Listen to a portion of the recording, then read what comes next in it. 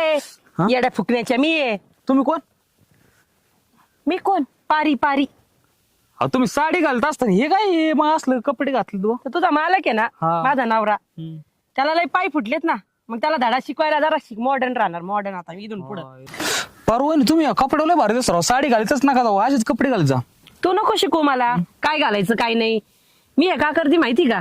राग्या माझा नवरा, त्याला धडा शिकवायला लय बायांच्या मागे हिंडतो ना, त्याला बघ कशीच आता धडा शिकवते अशी मॉडर्न राहून. ते त्याला पण आमच्या धडा- बालकीने मागे हिंडत असतं ते तुमचा नवरा त्यो.